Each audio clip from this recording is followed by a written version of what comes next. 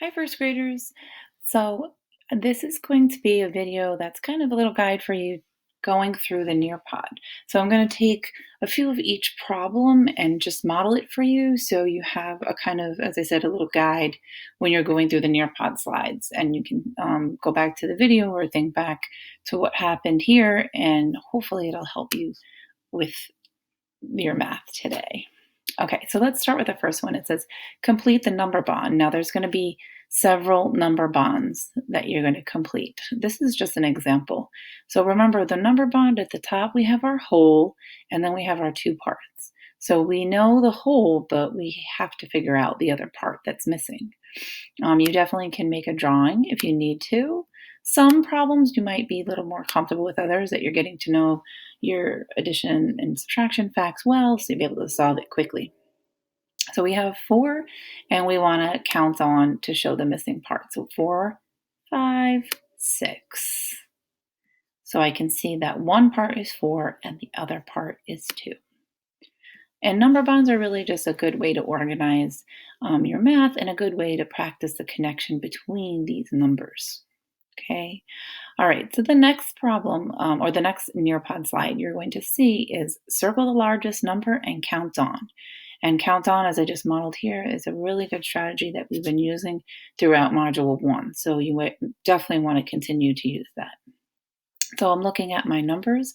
I have 5 and 3, and I know that 5 is the larger number. So I'm in a circle, and I'm just going to count on. I'm going to make little dots underneath the 3 as I count on. So I have 5, 6, 7, 8. So now I know that 5 plus 3 is 8. Okay, there are several problems that practice that strategy. We have down here, draw and count to find the missing add-in. So we have an add-in that's missing, and we have plus 3 equals 6.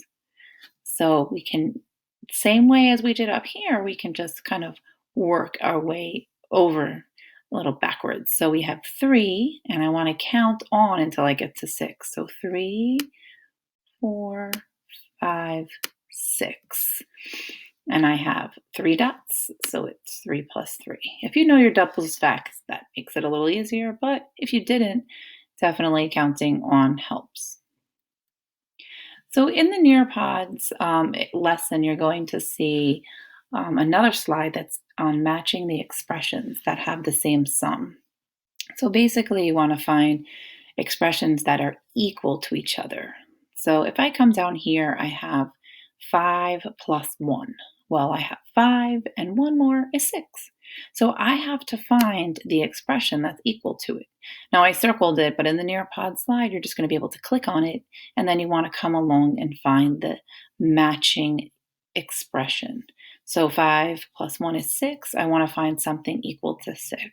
Oh, and I know from doing our last problem, 3 plus 3, I know my doubles facts, and that is equal to 6. So on the Nearpod, I would click on 5 plus 1 and 3 plus 3, and they would turn green because they're equal expressions, or they have the same sum. Okay? If you get it wrong, you'll see it turn red on the Nearpod. So just try again. Okay? All right, and our next problem we have, you're going to complete the number bond, fill in the missing numbers for the addition and subtraction problems.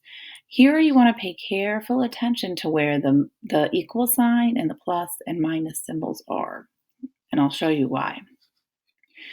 To find the missing part, you definitely can count on to be able to find that. So I have 5, and I want to count on 6, 7. How many do I have here? I have 2. So my missing part is 2. So I want to be able to fill that in. Now, when I'm looking over at my addition sentence, I'm noticing the sum is first, and then come the add-ins because I have my equal sign here. So I have to make sure to put in my numbers in the correct place. So I am going to put the sum here. And the sum is like the whole. So remember, those two are the same. So the sum is the whole. Then I got to put my parts into my addition problem, and my parts are my add-ins. So I'm going to put in 5 plus 2. So we can say 7 equals 5 plus 2. Now I have my subtraction problem. So again, I want to think, where does that whole go? Well, when I'm subtracting, I have to put my whole here because I need to be able to subtract out those numbers, my parts. So I have my whole here, and I'm going to subtract out 2. And I know that my other part is going to be my answer for the subtraction. So I know that 5 is equal to 7 minus 2. Okay, so just be careful and make sure you look at the equal sign, your plus and minus sign for solving that problem. Down below, we have some subtraction problems that we're going to practice. You'll have a few. You want to make sure that you draw your 5 group when solving this. So we have 5, I'm just making 5, and then my other group, 6, 7, 8, 9. So when we have a 5 group, it's just easier when we're subtracting. I'm going to cross out, so we have 9 minus 6.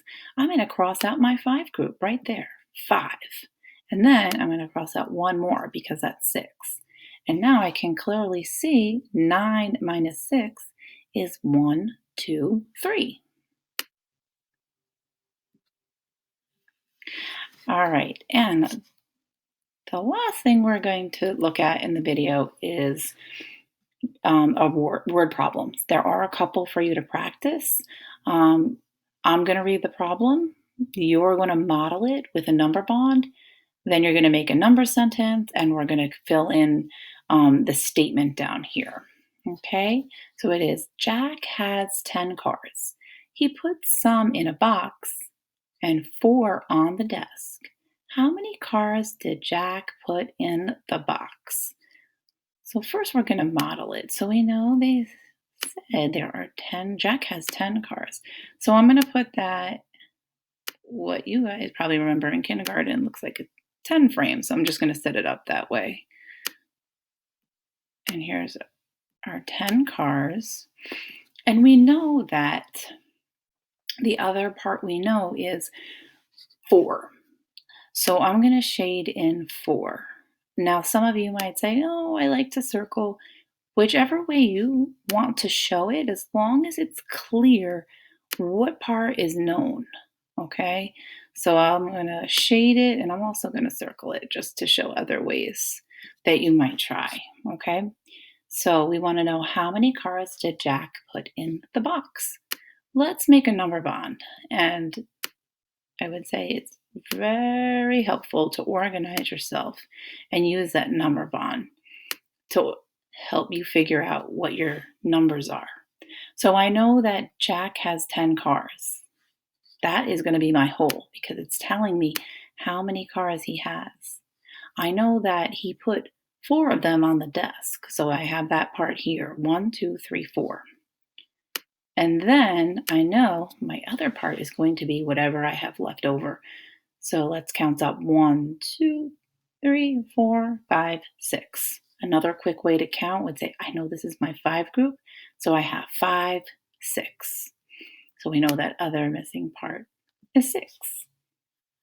Now, when we do our number sentence, I know we've been solving some of these problems using addition, some of these problems using subtraction. Well, guess what? It's up to you, as long as you put in the numbers correctly. So I'll show you both. If we're subtracting, I know I'm going to have 10, and I'm going to minus out the other part that I knew. I had 4. So 10 minus 4, and that equals our mystery number of 6. Okay? If I'm doing this as an addition sentence, I know that there is one part of 4. I'm going to put a box around the mystery number, and I know that is equal to 10. because remember he had 10 in all.